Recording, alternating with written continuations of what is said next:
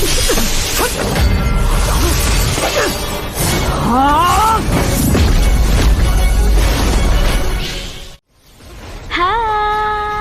apa kabar teman-teman semua?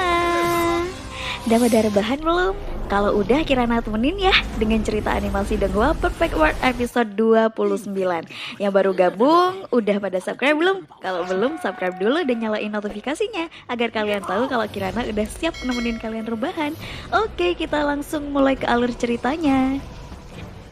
Shihao memasuki alam Dewa Void. Seperti 2 tahun sebelumnya, dia masuk ke sebuah portal dan keluar dari tebing batu di alam Dewa Void. Di sana, dia melihat beberapa orang mengejar kakek burung dan kakek uang yang pernah dia temui sebelumnya. Rupanya, dua kakek tersebut memanfaatkan nama Shihao yang dia sebut anak beruang untuk mengambil keuntungan. Diketahui bahwa klan Yu mendapat rumor bahwa anak beruang akan kembali ke alam Dewa Void setelah lolos dari pertempuran di Pavilion Butian. Untuk itu, tetua klan Yu memerintahkan bawahannya untuk membunuh Shihao setelah tiba di alam Dewa Void. Shihao yang masih melihat pemandangan dua kakek dikejar oleh orang-orang dari klan Yu malah meneriaki untuk mengepung kakek di depan dan belakang. Orang klan Yu pun menuruti ide Shihao. Saat proses mengepung, si rambut hijau menabrak kakek burung karena kakek tiba-tiba ngerem mendadak. Alhasil si rambut hijau jatuh pingsan. Setelah berhasil mengepung kakek, mereka membentak menanyai keberadaan Shihao. Kakek burung dan kakek uang pun kaget karena tiba-tiba Shihao berada di hadapannya. Mereka menunjuk dan bilang kalau Shihao ada di belakangnya. Setelah ditoleh, Shihao sudah berubah jadi si gendut lagi. Orang klan Yu pun tak mengenali Shihao. Kemudian, Shihao sok-sokan jadi orang klan Yu dan menghajar kakek karena telah berbohong. Saat penyerangan pura-pura itu, Shihao menawarkan untuk bekerja sama dengan iming-iming akan mendapatkan banyak uang. Otomatis, si kakek uang langsung sepakat. Lalu Shihao memberikan botol susu yang selalu ia bawa. Dengan keahlian tipu muslihat yang dimiliki kakek burung dan kakek uang, mereka akhirnya mengelabuhi orang klan Yu dengan bukti botol susu milik Shihao atau anak beruang.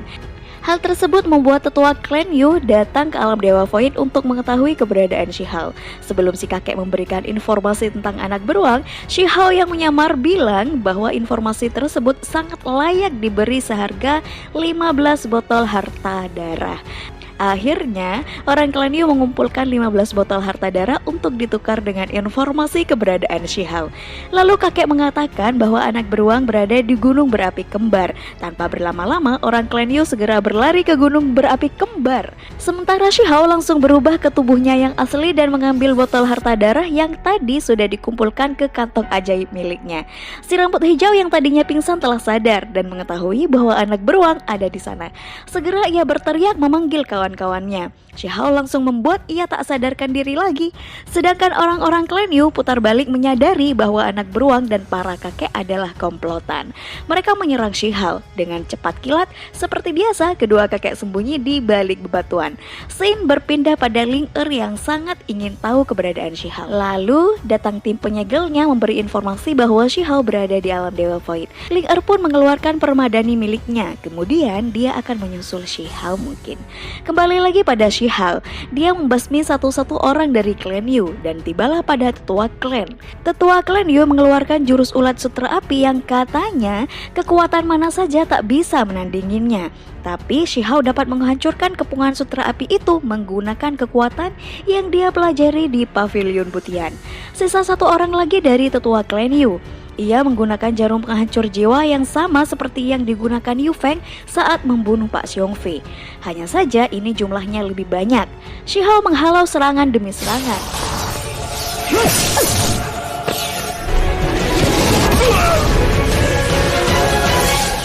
Dan akhirnya dia dapat menaklukkan jarum-jarum itu menjadi miliknya. Kata kakek uang, jarum itu dapat membunuh seseorang sekalipun raganya berada di alam Dewa Void.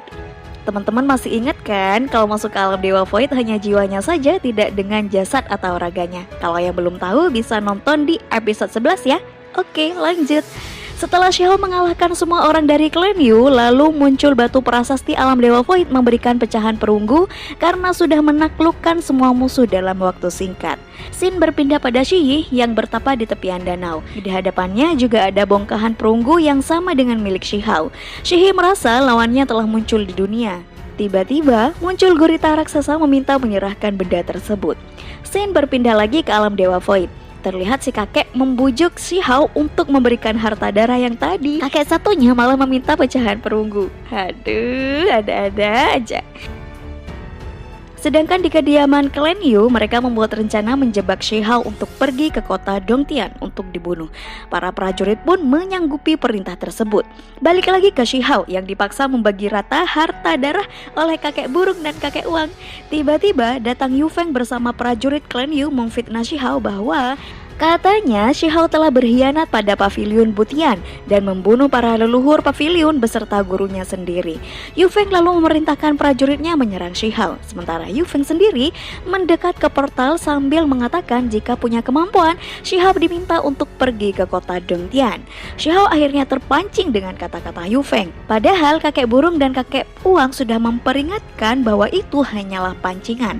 Tapi Shi Hao sangat amarah ingin membalas dendam atas runtuhnya paviliun Butian, mengejar Yu Feng ke dalam portal hingga sampai kota Dongtian. Di sana mereka berdua masih terus kejar-kejaran dan saling menyerang. Sambil berlari entah kemana, Yu Feng membawa Shi Hao ke Heavenly Passage Clan Yu yang berada di alam Dewa Void. Dan episode ini berakhir. Nantikan episode selanjutnya minggu depan ya, hanya di Mimin Story. Aku Kirana pamit undur diri, sampai jumpa, bye.